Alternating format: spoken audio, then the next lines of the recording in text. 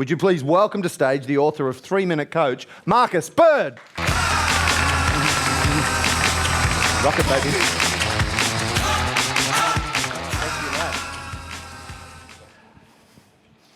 When Team New Zealand lined up for their 2013 America's Cup campaign, they had to work out a way to filter through all of the noise so that they could make the best out of that campaign. They had to work out a way to cut through and filter all of the noise, all of the decisions, all of the choices that they were being bombarded with every day so that they could get the best out of their campaign. And what they came up with was one of the most amazing questions, the most profound and simple questions to help them to achieve their goal. And that question was, will it make the boat go faster? And history shows that Team New Zealand got their wish. Their boat did go faster. And they won the America's Cup. And I think it was that one fundamental question that helped them to filter through all of the noise, all of the distraction that we now currently face. And I don't know about how you feel, but my world is going faster. And I think all our worlds are going faster. I think we've become more distracted, more shallow, and more impatient than any other generation before us. And this impatience is demanding that we remove our obsession with fluff. Who here has a smartphone? Hold your smartphone up. Yeah, exactly. Did you know 50% of you still use your smartphone when you're driving? But also 33% of you, those that have the courage, 33% of you are using your smartphone on a dinner date. Now, if I use my smartphone on a dinner date, there'd be all hell to pay. And if that's not amusing enough, 12% of you are using your smartphone in the shower. I mean, in the shower. How are you doing that? Now, if you've got a Samsung Galaxy G5, I get it, because that's one of the only phones where you probably could use it in the shower. But for the rest of you, how are you doing that? And if that statistic isn't disturbing enough, 20 of you in this room, that's 10% of this room, are using your smartphone during sex. I mean, really, people, what are you doing with your smartphone? Now, before you turn to the person next to you, if they're aged between 18 and 35, they're twice as likely to be using their smartphone during sex. And I'm wondering, what are you doing? Like, what are you people doing? I'm fascinated with human behaviour. And, you know, if you're listening to music, I totally get it. It sort of conjures up playlists, doesn't it? And what's on your playlist? Is it Barry White, or is that just me? And who's the modern Barry White? Is it Kanye? I don't know. So I think we all get that the world is moving faster. And I think we all feel the higher expectations that now rest on our shoulders. And it's from this mountain of technology that we've created that's commanding that we dig deep, we connect deep, and remove the fluff, and I think find our one filtering question. Now, the fluff I'm talking about is not the fluffy bunny type of fluff, and it's not the fluffy cotton bud, and it's certainly not the fluffy pillow type of fluff. It's the fluff of dancing around core issues and avoiding the elephant in the room. It's the fluff of entertaining old thoughts and belief patterns that we no longer need. And it's the fluff of procrastination, of not getting on with a job. And I think we have to learn to do it fast, and I think we have to remove this fluff. I didn't realise just how much fluff I played in. And I didn't realise just how the speed of our society affected me, because I think there's good fast and there's bad fast, and I think the bad fast is making us sick. And I felt that firsthand when on the 3rd of, I saw this firsthand when on the 3rd of October, my partner Stephanie got the opportunity of a lifetime. We're sitting on the couch one evening, and we put the 3 kids to bed, and we're sitting there, and I'm watching telly. Stephanie is surfing the airwaves on her Facebook, and a message came across on her feed from a friend who was working with Aboriginal elders in an outback community in WA. And the message read that she had to leave urgently to go to Sydney to have an operation, and she needed someone to replace her within 4 days. Now, what you don't know about Stephanie is that she's had this on her bucket list all of her life, to go and work with Aboriginal elders. And when she shared the post with me, you could see her sit upright in the chair as she excitedly told me about the post. And in the same time, she shrunk back down and she said, "Marcus, with your business and the 3 kids, there's no way I can go in 4 days." And I knew in that moment that if Stephanie didn't go, a small part of her was going to die that night. And so we had a 3-minute conversation. She booked her tickets. And as she's booking the tickets, she kept looking back over her shoulder at me just to check that I was going to be okay. And I'm going, how hard can it be? No problem. You know, going to work, then, you know, waking the kids up, getting them fed, getting them dressed, off to school, picking them up, feeding them, undressing them, putting back to bed. Can't be that hard. But let me tell you, that was the hardest 4 weeks of my life. After the first week, I'm in my room, in the fetal position. It's midnight. I've only just got the kids to sleep. And I'm rocking like a baby who's come down off a Red Cotties cordial high. And I'm screaming out, "Please save me. Someone bring my wife home. Please save me." And they didn't even have any phone connections. There was no internet connection. You would have thought one of the elders would have had a web page or a Facebook or a Twitter feed, right? And I'm sitting there tweeting, "Where is my wife? Someone bring my wife home. Hashtag dingo stole my wife."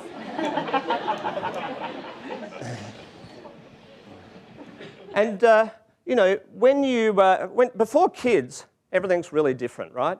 Things seem a lot simpler and easier before kids. Even the simplest of things, or even the simplest things can be really hard when you've got kids. Like, for example, leaving home. So when you don't have kids, this is what leaving home looks like. "So, darling, shall we leave home?" "Yes, I think we shall. That's a great idea." That's leaving home without kids. Now, leaving home with kids is a whole other kettle of fish, right? This is leaving home with kids. "Come on, kids, we've got to go. We're running late. We've got to get to Grandma's house. You know she loves to eat by 5. Come on, guys. Lucy, my 5-year-old. "Lucy, sweetheart, where are your shoes?" "What do you mean you don't know where your shoes are? You had them on 5 minutes ago." "Go to your room and find them, sweetheart." "Brendan," my 11-year-old. "Brendan, come on, we've got to go." "What are you doing?" "Put the Lego down. We've got to go." Claudia, my 14-year-old. "Claudia, come on, we've got to go. We're running late." "Get off the internet." "Lucy, well done, sweetheart, but thongs just aren't going to cut it. It's 10 degrees outside. Go get your boots on, sweetheart." "Brendan, well done. Come on, let's go." Claudia, Lucy, well done, Lucy, let's go." "All right, Claudia, get off Facebook." And you'll notice all the parents in the room, because they're the ones with the bags under the eyes, drinking copious amounts of coffee and a nervous tick. And while I was sitting there in my state, I remembered that Stephanie had left a manual for me on how the family ran. And I somehow dragged myself out of the corner and I went hunting for this manual. Now, she told me to read it before she went away. But, you know, I'm like, don't need to read that. Yeah, it's like, you know, like a bit of a badge of honour. You know, you get a list, you get to go to the shops, you don't read it. It's, you know, it's cool. Anyway, I went hunting for this manual, desperate to find it. Eventually, I got the manual. I put it on the table, and I opened to the first page. And there it was. Step 1, get up 2 hours before the children. What? Like, who does that? Step 2, eat your breakfast first. Oh, my God, I'm thinking, she is an absolute genius. But what I learnt from what Stephanie wrote is that you had to get really, really deep. You had to connect deep. You had to do it fast, and there was no room for fluff. So if the world is going faster, I think we're probably going shallower, and it's the fluff that's getting in the road of us going faster. So how do we fix this? How do we remove the fluff and connect deep to what matters most? So riddle me this. Why do we think leadership has to take so long? Why do leaders spend 25 to 80% of their time in meetings? And why are they only 33 to 47% productive? And why is this costing us $3.7 billion a year? I think we've got to stop having meetings. I think it's a 3-minute debrief, it's a 6-minute huddle, or it's a 12-minute meeting. Because I think we've got to get on with the job. We've got to meet the speed of our society. It's why I wrote the book, The 3-Minute Coach. Because I was sick and tired of how long conversations were taking. I think we've got to get on with the job. I think we have to deepen our connections. I think we have to deepen our conversations. And I think we have to deepen our influence. And we have to do it fast. Now, did you know that the oldest law firm in China is only 163 years old? This is in a country that's well over 8,000 years old. And it was the deep connections and reputation that made the contract. And if you broke that, there was hell to pay. And they've only really needed lawyers in the last couple of hundred years just to test this stuff, because it was the social connections and it was the intimate relationships that has held one of the oldest living societies together, who are undoubtedly the next power base of our generation. So you're going to be doing business with people who are influenced by these values, who rely on deep connections. And in a fast-paced world, I think it's more important than ever that we get this right. Did you know every 20 minutes there are 2 million friends requests? And the average number of friends now on Facebook is 200. So I want you to avoid looking at the person next to you and, based on those statistics, looking them up and down and going, are they above average or below average? Now, traditionally, the antidote has been about slowing down. Maybe mindfulness or meditation. But I'm not sure that's the answer. Some choose a sea change or a tree change, but I don't think it's about checking out. I think we have to get faster about going slow, because we're more connected, yet less connected than we've ever been, ever before. And I think there's good fast and there's bad fast. And the bad fast is making us sick. And I found this out firsthand when, in April 2001, I find myself lying in a dark room with barely enough energy to turn over, not being able to interact socially like normal people, not able to hold a job, not able to watch television or listen to the radio or have any stimulus whatsoever. And when I was struck down by chronic fatigue syndrome, I realised firsthand what the speed of our society and the pressures that we're now facing can do to you. And on the road to recovery, what I had to do was find ways to do things faster, because I only had a small amount of energy and therefore a small amount of time to get stuff done. And so what I realised was, in all of this chaos, there is good fast and bad fast. And the bad fast is making us go shallow. It's making us to be distracted, disconnected, and vague. But the good fast is allowing us to go deep, to connect, to be present, and to communicate effectively. So I think that 200 friends, 40 likes, and 13 comments is just not going to cut it. I think we have to get connected deeper. I think we have to do it faster, because a loss of intimacy is a loss of trust. In World War II, thousands more men would have died if General Patton had waited for all of the information before he made a decision. What he did was he waited for 40% of the information, allowed his intuition to make the right decision. And then he said that the next 40% just backed up what he already knew, and the final 20% was really just procrastination. So what General Patton was saying is that 60% of the information we get is basically just fluff. So what I'm really talking about is removing the fluff so you can connect deeper to what matters most. And I think what we need to do is, it's the depth of our connections, the depth of our conversations, and the depth of our influence, which is going to create momentum. And we have to learn to do it fast if we're to stay ahead of the game and keep up with the chaos of a hyper-connected world. Now, when I was 17, I learnt the importance of connecting deep. I was a member of the Australian ski team, represented Australia for 4 years running, and I remember one of my coaches giving me some valuable advice. He said, Marcus, when you're travelling at 130 kilometres an hour, 6 inches off the snow, there's only 2 things you need to remember. 1, connect to what you're doing. 2, lean in to the mountain. Valuable advice. I saw firsthand how the effects of communicating deep when I worked at a psychiatric facility in Melbourne. And I remember one afternoon, I was walking past one of the patients' room and I heard a ruckus coming from it. I walked in and there's a beautiful 14-year-old locked herself in the bathroom, threatening to kill herself. And I watched firsthand how one of the nurses sat outside that door, connected deeply, communicated deeply, and within 3 minutes was allowed to go into that bathroom and inevitably save that beautiful girl's life.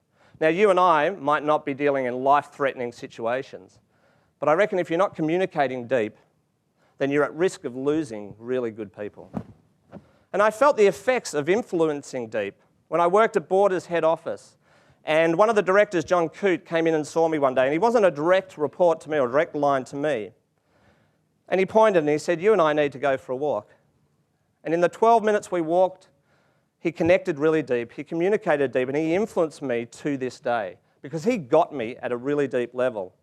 And he nailed what was going on for me. And I would follow him anywhere he would ask. And so I think if you want people to follow, you have to learn to influence them deep, and you have to do it fast. Now, I've worked tirelessly at removing fluff and connecting deep to what matters most. And I had to come up with a fail-safe way of doing that. And it's a technique that I teach in my book. And when you learn this technique, what you're going to find is that your relationships deepen and your communication becomes clearer and more effective. And that technique is called questioning triage, and it goes like this. You ask a question, you listen to the answer, you ask a question based on that answer. It sets up like a feedback loop, and very quickly you go from here to here, grabbing the insights that propel clear actions out the other side in under 3 minutes. Now, I'll let you into a little secret. How you start anything is generally how you finish that thing. So I reckon the first few questions are absolutely critical. And I call these the 3 essential questions. What are you working on? What's your biggest win? And the most important one of all, what do you need right now? I've spent time sharing this technique with managers all over Australia. And one comes to mind. I was working with Ted Camera Store, their senior management, and we were working with managers on the floor and helping them to become leaders. And they implemented this one technique, and they noticed a 37% increase in sales. So, I think we need to stop mucking around with how long it takes. It's a snap. We need to upgrade the speed and depth of our connections. We have to go deeper as the world has gone shallow.